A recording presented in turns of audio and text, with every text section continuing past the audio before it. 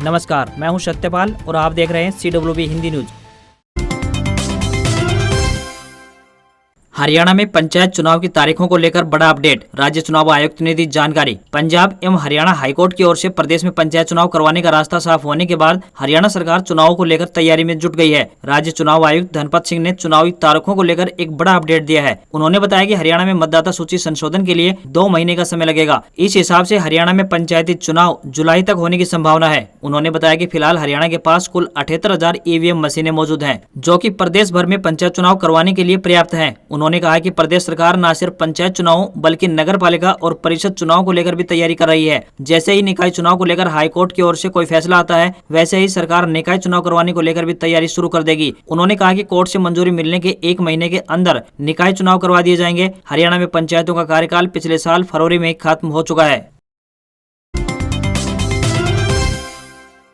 मौसम अपडेट। भीषण गर्मी के लिए तैयार रहे हरियाणा और दिल्ली के लोग। IMD ने दी ये चेतावनी। पश्चिमी विक्षोभ का असर उत्तरी मैदानी राज्यों विशेषकर हरियाणा, राजस्थान, NCR व दिल्ली से हट गया है, जिसके बाद फिर से मौसम में बढ़ोतरी आरंभ हो गई है और संपूर्ण इलाके में भीषण आग उगलती पसीने और उमस वाली गर्मी शुरू होने लगी है। साथ ही लोगों को लू के थपेड़े सहन करने पड़ रहे हैं। शनिवार को हरियाणा व NCR, दिल्ली से पश्चिमी विक्षोभ का असर तकरीबन हट चुका है और राजस्थान पर बना प्रतिचक्रवाती सर्कुलेशन भी समाप्त हो चुका है। अब संपूर्ण मैदानी राज्यों में एक बार फिर बलूचिस्तान और थार मरुस्थल की गर्म और शुष्क हवाओं का आगमन शुरू हो गया है, यानी पवनों की दिशा दक्षिण पूर्वी से फिर से पश्चिमी हो गई है, जिस कारण हरियाणा में NCR, दिल्ली में तापमान फिर से उछाल लगाने लगा है। आने वाली 12 मई को एक कमजोर पश्चिमी विक्षोभ का प्रभाव मैदानी राज्यों पर न के बराबर रहने वाला है। संपूर्ण मैदानी राज्यों विशेषकर राजस्थान, हरियाणा, उत्तर प्रदेश, NCR, दिल्ली और जिला महेंद्रगढ़ से नमी नदारद हो जाएगी और आने वाला सप्ताह में तापमान में बढ़ोतरी जारी रहने वाली है। तापमान में 45 डिग्री सेल्सियस से लेकर 48 डिग्री सेल्सियस तक या इससे अधिक पहुंचने की संभावना बन रही है।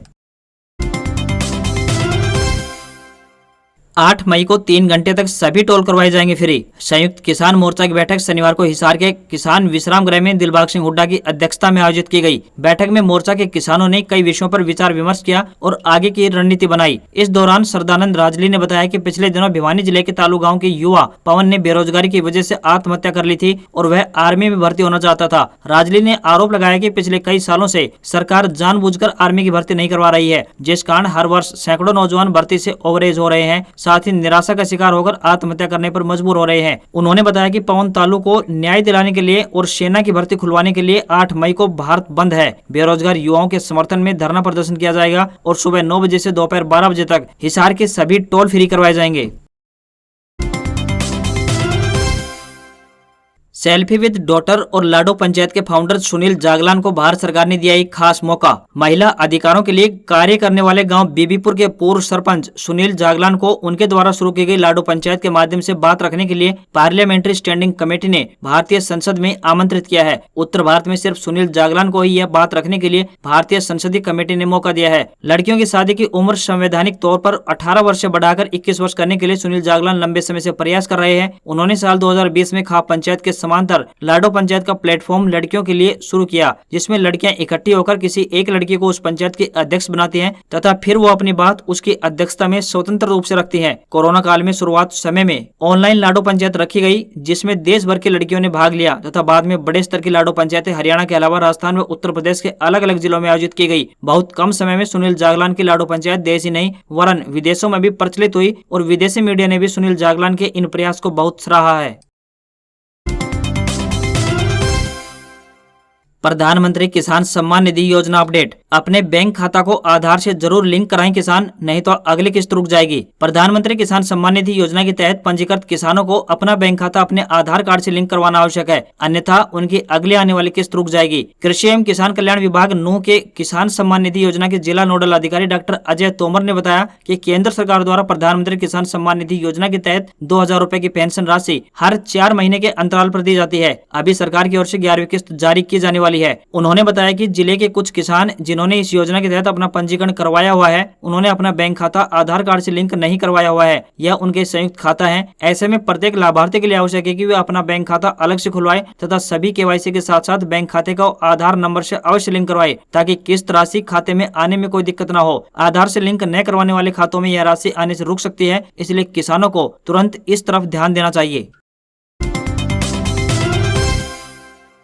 निकाय व पंचायत चुनाव की आहट से संभावित उम्मीदवार हुए सक्रिय। दिन में टिकट की भागदौड़ व रात को जनसंपर्क का शेड्यूल। हाईकोर्ट की स्वीकृति मिलते ही सरकार ने निकाय व पंचायत चुनाव जल्द करवाने के संकेत दिए हैं, जिससे नपा के संभावित उम्मीदवारों ने सक्रियता बढ़ाते हुए दिन में राजनीतिक आकाओं की हाजिरी व रात को जनसंपर्क करने का शेड्यूल बनाया है। दूसरी ओर आप व कांग्रेस की एंट्री से मुकाबला रोचक रहने के आसार है, जिस कारण सभी राजनीतिक दलों ने स्वच्छ छवि वाले प्रत्याशी की तलाश आरंभ कर दी है। सीएम ने जुलाई में चुनाव करवाने का संकेत दिया है। वहीं आम आदमी पार्टी ने नपा चुनाव सिंबल पर लड़ने का निर्णय लिया है। पार्टी ने पंजाब की तर्ज पर ऐसी वोटरों को साथ लेकर चलने की भी योजना बनाई है। टिकट से वंचित रहने वालों का भीतराघात भी उम्मीदवारों को संकट में डाल सकता है।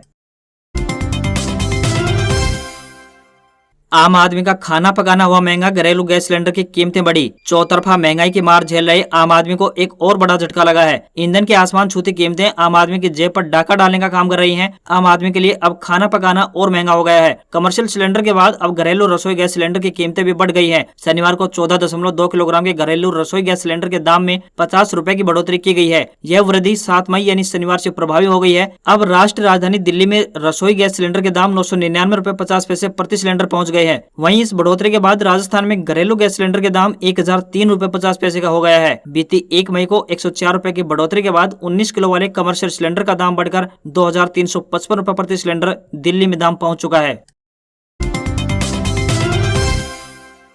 कुर्सी संभालते ही विवादों में घिरे हरियाणा कांग्रेस अध्यक्ष। 200 एकड़ भूमि पर कब्जा करने के आरोप। विज ने डीसी को दिए जांच के आदेश। हरियाणा के गृह एवं स्वास्थ्य मंत्री अनिल विज द्वारा लगाए गए जनता दरबार में कांग्रेस के प्रदेश अध्यक्ष और पूर्व विधायक उदय भान के खिलाफ कुछ व्यक्तियों ने शिकायत दी है कि 200 एकड़ जमीन पर उदय भान ने कब्जा किया है। उस संबंध में पलवल के डीसी को जाँच करने के निर्देश उनके द्वारा दिए गए हैं। विज ने कहा कि मामले की जाँच के आदेश दिए गए हैं। अगर प्रदेश कांग्रेस अध्यक्ष उदय भान या फिर किसी और का इस मामले में नाम आया तो उसके खिलाफ कार्रवाई होगी। शनिवार को गृह मंत्री के जनता दरबार में कई लोग बड़ी बड़ी तख्तियां लेकर पहुंचे, जिन पर लिखा था गृह मंत्री विज के यहाँ न्याय मिलता है। गृह मंत्री अनिल विज ने दरबार में कई मामलों में एसआईटी गठित कर मामलों की जांच के निर्देश दिए, जबकि कई मामलों में एफआईआर दर्ज करने के निर्देश दिए हैं।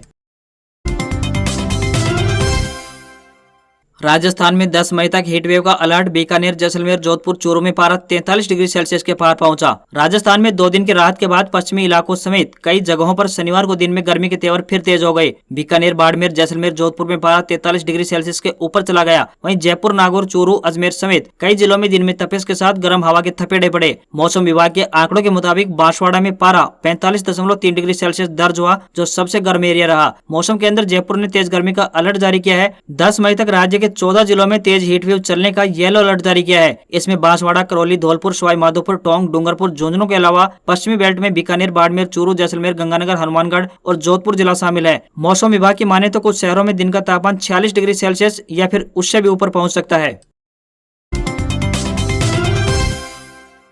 बुढ़ापा पेंशन के लिए नहीं सहनी होगी लाचारी। 60 पार उम्र होते ही घर पहुंचेंगे कर्मचारी। जानिए क्या है योजना। वृद्धावस्था पेंशन के लिए जिला समाज कल्याण अधिकारी से लेकर सरकारी अस्पतालों तक के चक्कर लगाने वाले पात्र लोगों के लिए अब पेंशन बनवाने की राह एकदम आसान हो जाएगी। अब ऐसे वृद्धों को कार्यालयों के चक्कर नहीं लगाने पड़ेंगे। विभाग के कर्मचारी उनके घर आकर पूछेंगे कि उन्हें पेंशन चाहिए या नहीं। जिला मुख्यालय को हेडक्वार्टर से पहले ऐसे 79 लोगों की सूचना मिली थी। अब 216 लोगों की लिस्ट आ चुकी है, जिनमें शामिल लोगों के घर घर जाकर पेंशन शुरू कराने के बारे में सहमति ली जा रही है। यह सब संभव हुआ है PPP यानी परिवार पहचान पत्र के माध्यम से। अभी तक वृद्धावस्था पेंशन बनवाने के लिए आयु पूरी होने के बाद भी वृद्धों को सरकारी कार्यालयों के चक्कर लगाने पड़ते थे। इस प्रक्रिया में शारीरिक रूप से स्वस्थ लोग 60 की उम्र पार करने के बावजूद भी कम उम्र के नजर आने के कारण पेंशन से वंचित रह जाते थे। लोगों को बार बार एक कार्यालय से दूसरे कार्यालय के चक्कर लगाने पड़ते थे। इससे भी कई बार अपात्र लोग सिफारिश के आधार पर पेंशन के भागीदार बन जाते थे, जबकि पात्र लोग धक्के खाने को मजबूर बने रहते थे। लेकिन अब इस योजना के शुरू होने से ऐसे लोगों को पूरा लाभ मिलना शुरू हो गया है, जिन्हें पेंशन की उम्र होने के बाद कार्यालयों के चक्कर लगाने पड़ते थे।